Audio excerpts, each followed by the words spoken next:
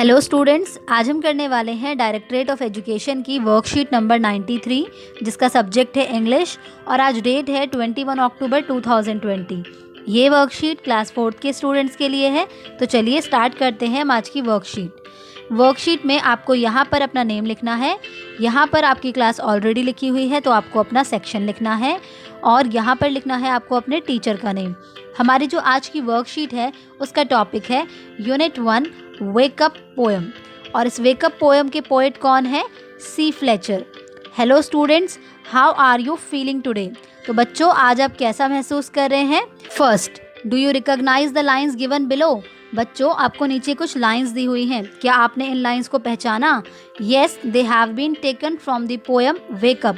इन lines को कहाँ से लिया गया है? वेकअप पोएम से लिया गया है। तो चलिए जल्दी से आप अपनी इंग्लिश की बुक ओपन कीजिए और पेज नंबर 2 निकालिए और इस पोएम को मेरे साथ ज़ोर ज़ोर से पढ़िए और साथ ही साथ आपको इन लाइंस को अपनी कॉपी में लिखना भी है।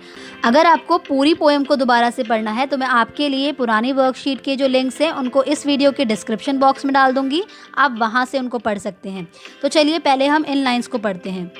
वेकअप वेकअप, उठ जाओ उठ जाओ, इट्स अ लवली डे, बहुत ही प्यारा दिन है। O please get up, O please उठ जाओ एंड कम एंड प्ले, आओ और खेलो। It's too much late to lie in bed, अब सोने का समय नहीं है, बहुत देर हो गई है। So hurry up you sleepy head, तो जल्दी करो सोते हुए बच्चे, जल्दी से उठ जाओ।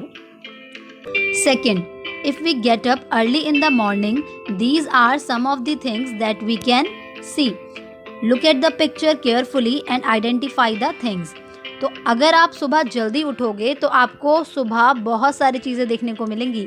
नीचे आपको एक पिक्चर दी हुई है, इस पिक्चर को आपको ध्यान से देखना है और ये भी देखना है कि इस पिक्चर में आपको कौन कौन सी चीज़ें और भी दिखाई दे रही हैं और उसके बाद उनका नाम यहाँ पर आपको लिखना है। तो जैसे देखिए यहाँ पर हैं बटरफ्लाइज, तो हमने यहाँ लिख दिया है बटरफ्लाइज, ठीक है। और क्या दिख रहा है इस पिक्चर में? वेरी नाइस, यहाँ पर हमें दिख रही हैं बर्ड्स। अब आपको बाकी चीज़ों को देखना है और यहाँ पर लिखना है। अब हम करेंगे एडजेक्टिव्स। आप जानते हैं एडजेक्टिव्स क्या होते हैं? A word that tells you more about a noun. Adjectives वो वर्ड्स होते हैं जो कि आपको नाउन के बारे में बताते हैं। और नाउन क्या होता है? Name of a person, place, animal और थिंग। तो हम कह सकते हैं कि एडजेक्टिव्स नाउन को डिस्क्राइब करते हैं। फॉर एग्जाम्पल यहाँ देखिए, शार्प पेंसिल। पेंसिल यहाँ पर क्या है? पेंसिल यहाँ पर नाउन है क्योंकि वो एक थिंग है, ठीक है। तो पेंसिल कैसी है? शार्प है, यानी कि नुकीली है। तो यहाँ पर जो शार्प है वो क्या है? एडजेक्टिव है क्योंकि वो पेंसिल के बारे में बता रहा है। ऐसे ही सेकंड पिक्चर में आप देख सकते हैं स्मॉल गर्ल। तो गर्ल यहाँ पर क्या है? नाउन है, लेकिन यहाँ पर स्मॉल क्या है? स्मॉल है एडजेक्टिव क्योंकि वो गर्ल के बारे में बता रहा है कि गर्ल कैसी है? स्मॉल है, छोटी है। नेक्स्ट है क्लीन सिटी। तो यहाँ पर जो सिटी है वो क्या है? नाउन है क्योंकि वो एक प्लेस है। और क्लीन क्या है? क्लीन एक एडजेक्टिव है क्योंकि वो नाउन के बारे में यानी सिटी के बारे में बता रहा है कि सिटी कैसी है? क्लीन, साफ है, ठीक है। तो यही होते हैं हमारे adjectives. Adjectives can be used for comparison. क्या आप जानते हैं कि एडजेक्टिव्स को कंपैरिजन यानी कि तुलना करने के लिए भी यूज़ किया जाता है? It is used to compare one noun with another.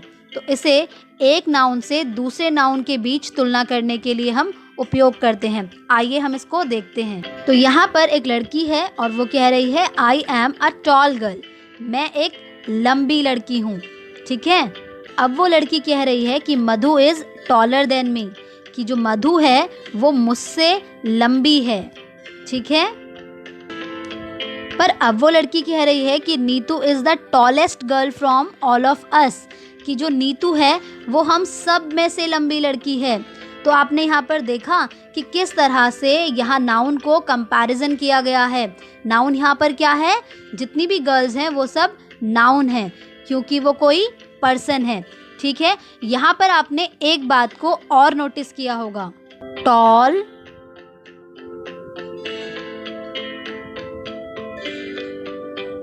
Taller, tallest. तो जब किसी एक के बारे में बात हो रही हो तो वहाँ पर कोई कंपैरिजन नहीं होता, यानी कि वहाँ पर कोई तुलना नहीं होती।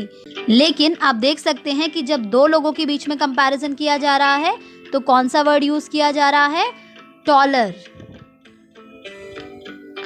पहला वर्ड क्या था? पहला वर्ड था टॉल। ठीक है, अब जब यहाँ पर दो लोगों के बीच में कंपैरिजन किया जा रहा है तो टॉल में ER को ऐड कर दिया गया है। जब दो से ज़्यादा लोगों में कंपैरिजन किया जा रहा है तो यहाँ किस वर्ड को यूज़ किया गया है? टॉलेस्ट।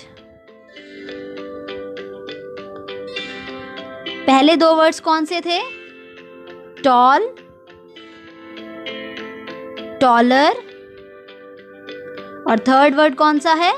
टॉलेस्ट। तो आप देख सकते हैं कि जब दो लोगों को कंपैरिजन किया जा रहा था तो वहाँ पर हमने टॉल में ER ऐड किया, और जब दो से ज़्यादा लोगों को कंपेयर किया जा रहा है तो वहाँ हमने टॉल में EST ऐड किया। ऐसे ही जो आगे की क्वेश्चन है उनमें आपको एडजेक्टिव को कंपैरिजन के लिए यूज़ करना है। Question number 3, do you like to stay in bed longer on a holiday? क्या आपको छुट्टी के दिन बहुत देर तक बेड में सोना पसंद है?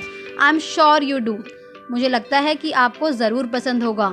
The beds shown below are different sizes.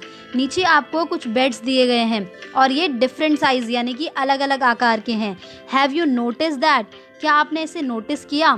तो चलिए देखते हैं, एक बार हम इन्हें कंपेयर करते हैं। पहला बेड देखिए, अभी आपको सिर्फ पहला बेड देखना है, ठीक है। This is a big bed, तो ये क्या है? एक बड़ा बेड है। लेकिन सेकंड वाले में देखिए, this is a bigger bed. तो जब हम कह रहे हैं this is a bigger bed तो इसका मतलब क्या है? इसका मतलब ये है कि यहाँ पर इस वाले बेड का और इस वाले बेड का कंपैरिजन किया जा रहा है, इसीलिए यहाँ पर क्या लिखा हुआ है? बिगर लिखा हुआ है, ठीक है। थर्ड देखिए, this is the biggest bed, तो ये बेड कैसा है? सबसे बड़ा है। तो यहाँ पर बिगेस्ट क्यों लिखा है? क्योंकि यहाँ पर सबका कंपैरिजन किया जा रहा है, मतलब कि दो से ज़्यादा का कंपैरिजन किया जा रहा है। Question number 4, do you remember that describing words are called adjectives? तो बच्चों, जैसा कि मैंने आपको अभी बताया था कि जो डिस्क्राइबिंग वर्ड्स होते हैं उनको हम एडजेक्टिव्स भी कहते हैं।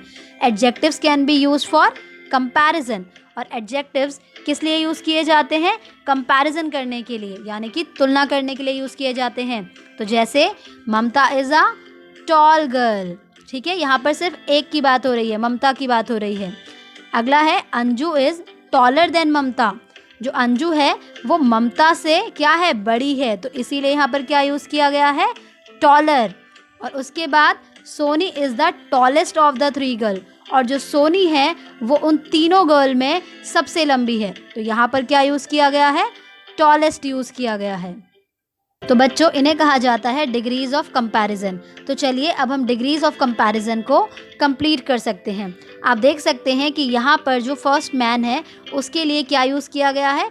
स्मॉल यूज़ किया गया है। अब हमें सेकंड और थर्ड वाले के लिए बताना है, तो हम क्या करेंगे? सेकंड वाले के लिए पहले हम इसे फर्स्ट वाले से कंपेयर करेंगे, यानी इसकी तुलना करेंगे। तो ये क्या है? फर्स्ट वाले से छोटा है, तो क्या लिखेंगे हम यहाँ पर? यहाँ पर हम लिखेंगे स्मॉलर। और थर्ड वाला जो है ये पहले दोनों से छोटा है, यानी कि सबसे छोटा है, तो यहाँ पर हम लिखेंगे स्मॉलेस्ट, ठीक है। ऐसे ही आपको ये वाला कंप्लीट करना है। इसी के साथ आपकी आज की वर्कशीट कंप्लीट होती है।